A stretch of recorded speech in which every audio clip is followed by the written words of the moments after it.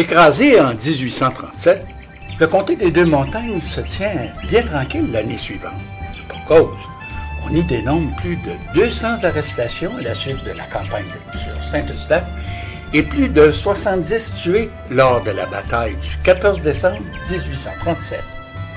Durement affecté, Saint-Eustache perdra sa prévalence au profit de villages comme Terrebonne, qui connaîtra une croissance démographique et économique. Toutefois, nous dit l'historien Gilles Laporte, Saint-Eustache demeure encore aujourd'hui le lieu, citation, qui restitue le mieux le climat de 1837-1838. Véritable creuset identitaire, où, l'espace d'une bataille, se sont cristallisées les convictions et les passions de tout un peuple. La ville de Saint-Eustache n'a pas oublié les événements qui ont marqué sur son territoire l'histoire du Québec. Aujourd'hui, nous pouvons dire que le vieux Saint-Eustache regorge d'éléments d'intérêt rappelant l'époque seigneuriale, en plus des traces des événements de 1837-1838. On y trouve des fresques historiques de nombreux bâtiments témoignant de la préservation de son patrimoine, tels que le moulin Légaré, le manoir Globensky, l'église de Saint-Eustache et de nombreux autres bâtiments représentatifs d'un riche passé. C'est sans aucun doute la raison qui motiva que Saint-Eustache soit proclamée capitale nationale des Patriotes en 2012. C'est peut-être ça qui a fait qu'on a eu la chance d'être nommé capitale des Patriotes, qui est vraiment quelque chose d'extraordinaire pour nous. C'était très bien reçu par le conseil municipal, une grande fierté pour les Eustachois et Eustachoises.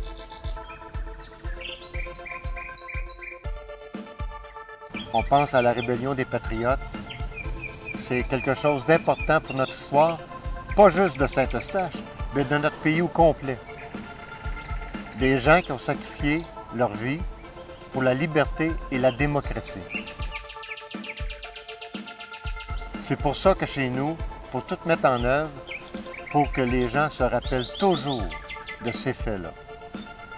On a inauguré la place des Patriotes, la statue ici derrière moi de Jean-Olivier Chénier, une fresque dans le vieux Saint-Eustache. Et en même temps, c'est sûr qu'on prend soin de notre patrimoine, parce que le patrimoine chez nous, ça fait partie de notre ADN.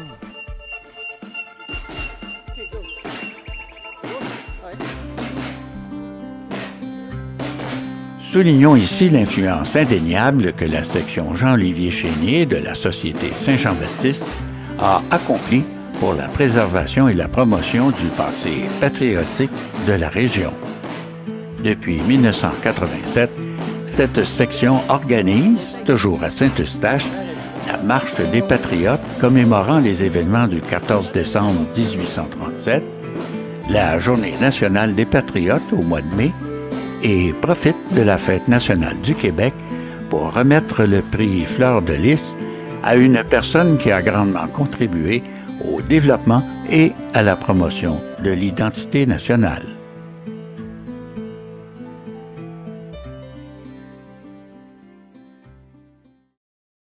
Saint-Benoît, faisant partie de Mirabel, même si elle fut entièrement détruite en décembre 1837, conserve encore quelques souvenirs qu'un comité cherche à mettre en valeur. Voilà ce que nous relate Maxime Marcil du comité de mise en valeur de Saint-Benoît.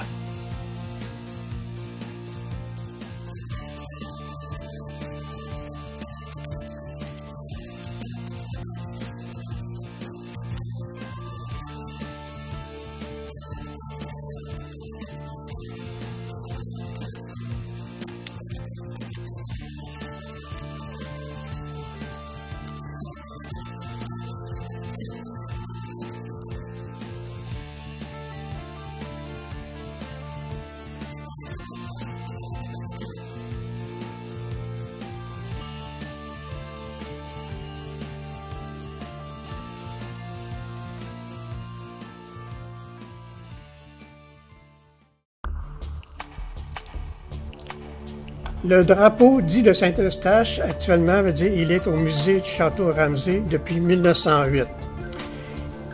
Ce drapeau a été conçu par les dames Dumouchel et Masson et dessiné par le notaire Giroir. Ce drapeau, créé en 1837, fut l'unique étendard des patriotes du comté des Deux-Montagnes. Il est constitué d'une étoffe blanche, peinte en brun, vert et bleu. Il y a plusieurs interprétations qui existent à propos de ce drapeau, nous spécifie André Sarrazin. Notre histoire est à découvrir, il y a beaucoup d'énigmes et je crois que c'est vraiment intéressant d'en parler.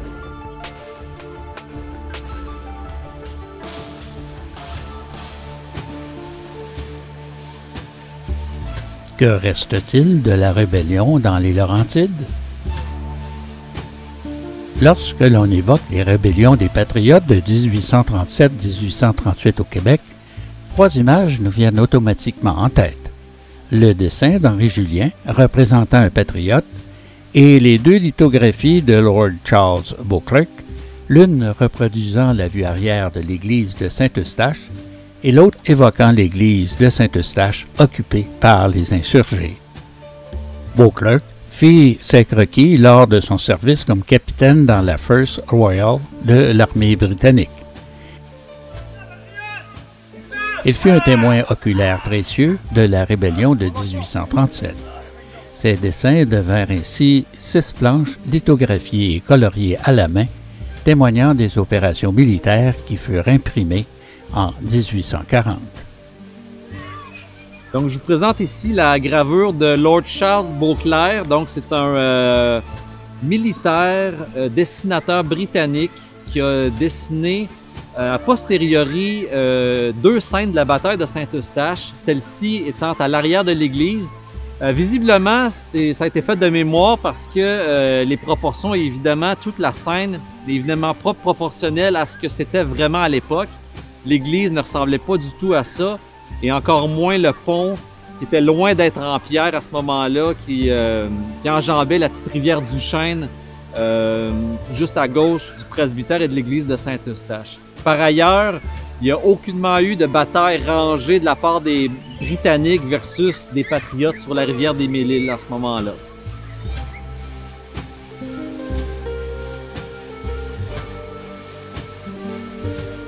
On se retrouve sur la rue Saint-Eustache, à l'endroit même où l'armée britannique a positionné ses canons pour canonner l'église de Saint-Eustache, tout droit devant, à l'endroit même où la rue fait un coude, en quelque sorte, pour se protéger des tirailleurs patriotes situés dans les maisons autour, mais principalement dans l'église aussi.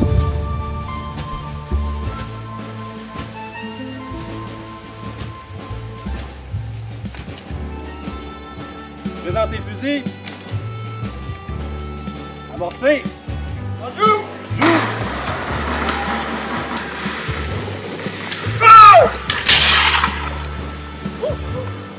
Chargez les armes! 200 combattants tués, des dizaines de villages incendiés, quelques centaines d'arrestations et 12 pendaisons.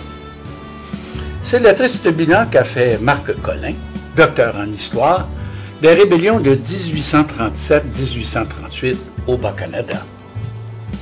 Il estime que c'est bien peu de conséquences si on compare la rébellion des Patriotes à d'autres conflits d'indépendance de la même époque. À titre d'exemple, l'indépendance de la Grèce a fait 120 000 morts entre 1821 et 1828. À Paris, les émeutes de 1848, c'est 1500 émeutiers qui seront fusillés sans aucune forme de procès et 11 000 emprisonnés ou déportés. La mort héroïque de Jean-Olivier Chénier lors de la bataille de Saint-Eustache lui a conféré une aura symbolique de héros, de martyr et de rebelle, et a fait de lui l'incarnation par excellence des rébellions et de la nation canadienne-française en gestation. Pourtant, ce héros national tout désigné a été et reste encore aujourd'hui l'objet d'une censure majeure dans la mémoire collective.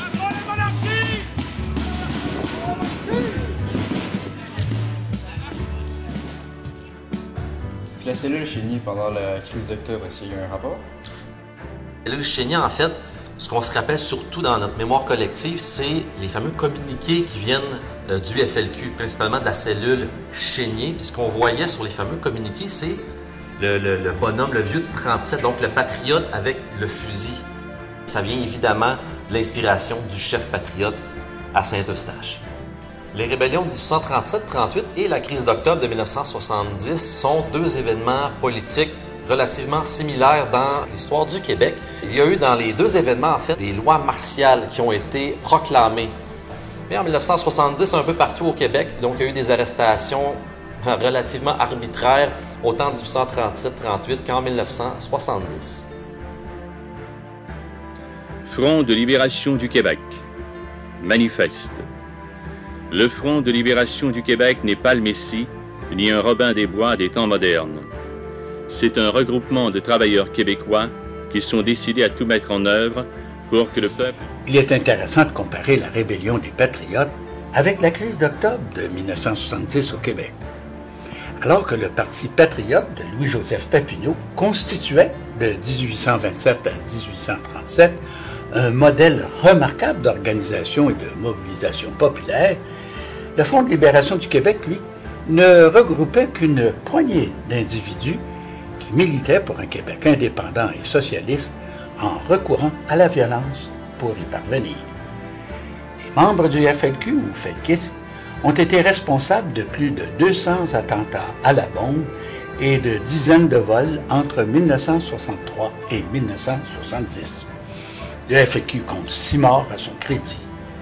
Certains avancent même que le Québec était alors à l'orée d'une véritable guerre civile.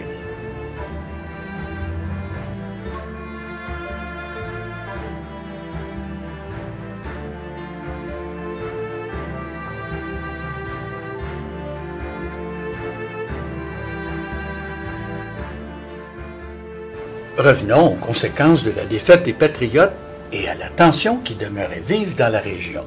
Rien pour régler les problèmes de surpopulation. En février 1838, le gouverneur Gosford démissionna de son poste. C'est le général Colborne qui lui succédera à titre intérimaire. Il proclamera aussitôt le maintien de la loi martiale. Un mois plus tard, il suspend la Constitution de 1791 et crée un conseil spécial pour remplacer l'Assemblée législative, maintenant dissoute. En mai, Lord Durham le remplacera comme gouverneur en titre. Celui-ci ne restera que quelques mois, le temps de rédiger son fameux rapport. À l'automne 1838, Colborne redevient gouverneur, toujours à titre intérimaire. Il instaurera alors un gouvernement semi-militaire et s'occupera, comme nous le savons déjà, à écraser la seconde insurrection. Je vous brosse ici le tableau du ressentiment qui existait dans la région. Il y avait les loyaux à la couronne qui conservaient leur position. Et il y avait ceux qui s'étaient affichés comme partisans de la contestation. Et il y avait les spectateurs des événements qui subissaient les conséquences de la situation. Il y avait ceux dont leurs maisons, leurs villages furent incendiés, leurs troupeaux abattus et leurs récoltes détruites. Il y avait ceux qui dénonçaient leurs compatriotes. Il y avait ceux qui devaient s'exiler pour échapper à l'emprisonnement. Il y avait encore l'Église catholique qui continuait de prêcher la soumission aux autorités coloniales. Et c'est sans oublier les épidémies comme le choléra qui rendaient les Canadiens français méfiants à l'égard des étrangers. Enfin, il y avait la menace d'assimilation des francophones par les anglophones. Et oui, c'était ça, la vie après le soulèvement de 1837-1838.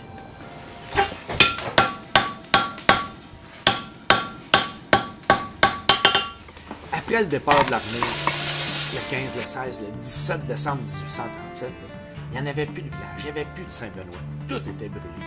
C'était pas facile. La réorganisation a été longue, ça a été plus de 10 ans. Imaginez, là, plus de leaders, plus de chefs patriotes, même plus de curés. Pas d'école pour les enfants. Imaginez les dames, leur souci de pouvoir trouver qu'est-ce que je vais servir à souper à mes enfants. On parle de courage, là. Mais le mot courage, c'est tellement petit face à tout ce qu'ils ont dû surmonter. Et là, je parle de Saint-Benoît, mais c'est toute la région qui a dû se reconstruire. C'était vraiment pas facile.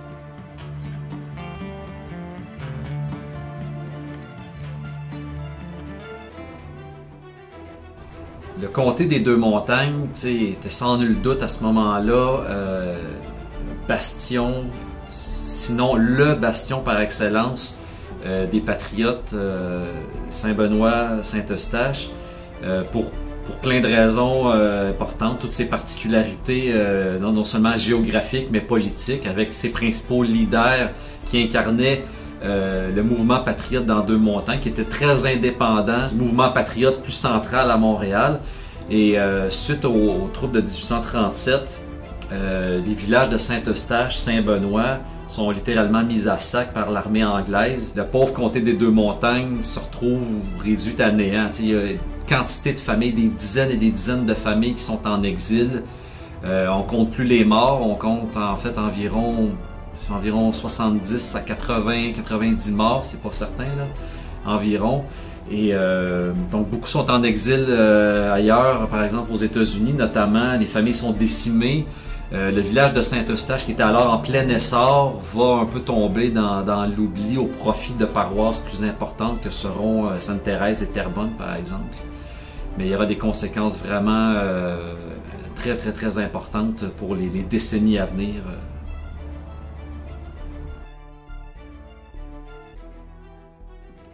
Les personnes présentes sur le champ de bataille à Saint-Eustache étaient automatiquement dépossédées de leurs terres. Zéphirine Labrie, l'épouse d'Olivier Chénier, perdit ainsi toutes les propriétés qu'elle avait reçues au décès de son père, Jacques Labrie. Sa maison et l'école avaient été incendiées. Tout comme elle, des familles nombreuses qui, ayant perdu leurs propriétés, leurs biens et leurs troupeaux, quittèrent la région. Pour réparer le village, il y a eu des réclamations faites par les habitants qui ont vu leurs propriétés anéanties par le passage des troupes militaires britanniques. Alors, de se remettre de tout ça, ça n'a pas été facile, ça a pris des années, ça a pris une bonne dizaine d'années pour ces familles-là de Saint-Eustache et de la région. La reconstruction des villages de Saint-Eustache et de Saint-Benoît se fera progressivement. Une longue période de réadaptation s'amorça laborieusement dès lors que l'ampleur des dégâts matériels frappait la moitié du village de Saint-Eustache, soit une soixantaine de maisons. Tandis qu'à Saint-Benoît, où vivaient 1000 personnes lors des événements, tout était à rebâtir. Saint-Eustache, qui était alors la troisième ville de la province au niveau de la population, se trouvait déclassée. L'historien André Giroux mentionne que l'on retrouvait 61 maisons habitées au village et 767 en campagne avant l'arrivée de Colborne. La reconstruction de l'église débutera en 1841, tandis qu'à Saint-Benoît, il fallut attendre 1853 pour la voir renaître de ses ruines. C'est avec des indemnités promises par le gouvernement en 1849 que les villages purent enfin terminer leur reconstruction. La vie reprenait son rythme. La population retournait à ses activités en pansant ses blessures. Les discussions étaient moins vives puisque l'atmosphère teintée de l'ombre des dénonciations planait toujours dans l'air. Les directives strictes de la loi martiale imposaient une armistice. À Sainte-Anne-des-Plaines, les provocations en chair du curé Poirier avaient attisé le feu patriote dans les semaines suivant la bataille de Saint-Eustache.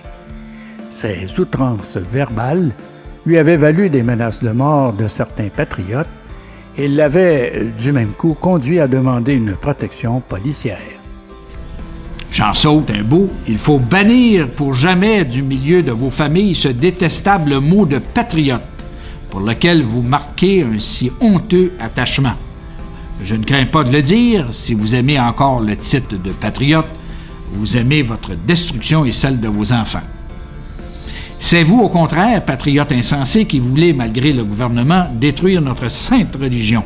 sous le prétexte mentionné de la rétablir. Quoi?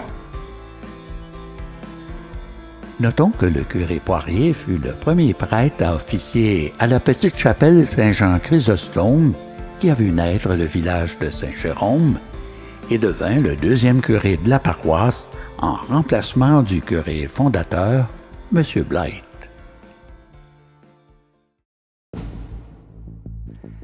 Bien que son séjour n'ait duré que 5 mois, il reste l'un des plus importants dans l'histoire du Canada.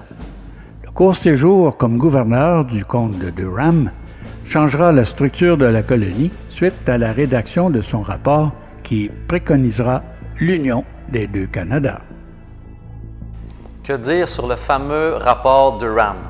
D'abord, John George Lambton, premier comte de Durham, était un député libéral britannique et c'est celui qu'on a envoyé ici dans les colonies d'Amérique du Nord britannique pour venir en quelque sorte enquêter sur qu'est-ce qui s'est passé dans le cadre des troubles de 1837-38 et évidemment son fameux rapport publié en 1839 a eu des échos extraordinaires dans le pays, puis des échos évidemment dans notre mémoire collective.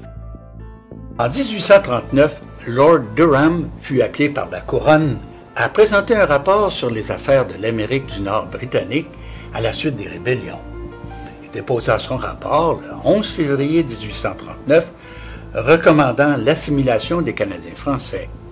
Ce peuple, écrivit-il, sans histoire et sans littérature, deviendrait minoritaire, ce qui assurerait aux anglophones la majorité des deux chambres unifiées.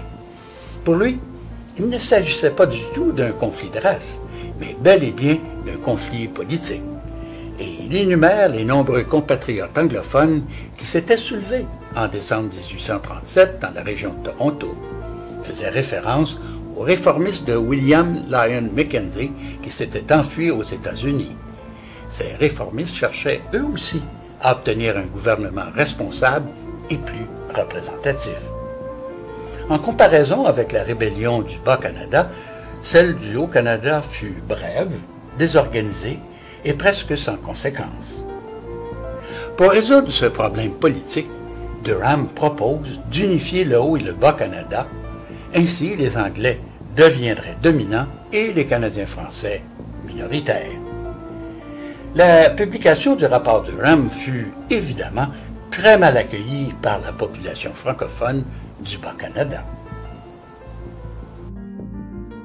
Évidemment, ce qu'on en a retenu ici et ailleurs, c'est évidemment qu'on était grosso modo un peuple sans histoire, sans culture, avec une langue pas importante. Et ce qui était pour notre mieux, c'était d'être en quelque sorte, ni plus ni moins, qu'être assimilé dans la vaste, grande culture britannique. Pour faire suite aux recommandations contenues dans le rapport de Lord Durham, la structure juridique du Bas et du Haut-Canada fut abolie, créant ainsi une seule colonie sous l'administration d'un gouverneur général, la province du Canada.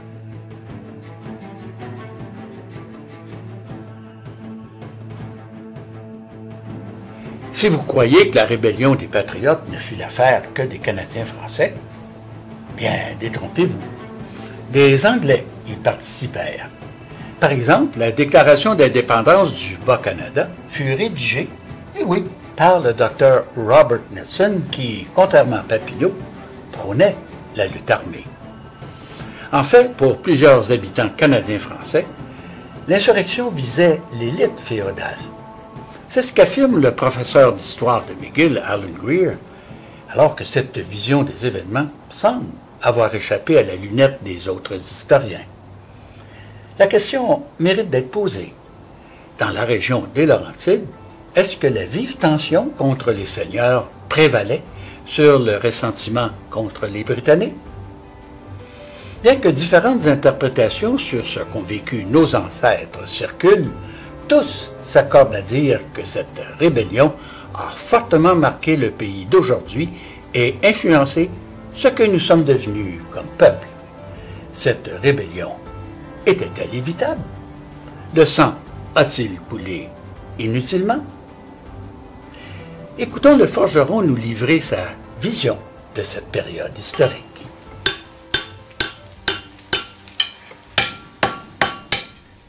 Des héros. Des héros dans cette histoire-là, c'est-tu bien important d'en trouver? Parce que dans le fond, là, entre vous et moi, là, des Chéniers, des Papineau, des Giroirs, là, c'est pas eux autres les vrais héros. C'est ceux qui ont bâti le pays au complet. C'est ceux qui sont troussés les manches. Les artisans, les familles, les femmes qui ont nourri les enfants. C'est eux autres les vrais héros qui ont bâti le pays. Jonathan Lemire, historien et auteur de nombreux livres sur les patriotes du comté de Deux-Montagnes et qui a prêté main forte à la réalisation et conception de cette série sur les patriotes, nous laisse sur ces quelques mots.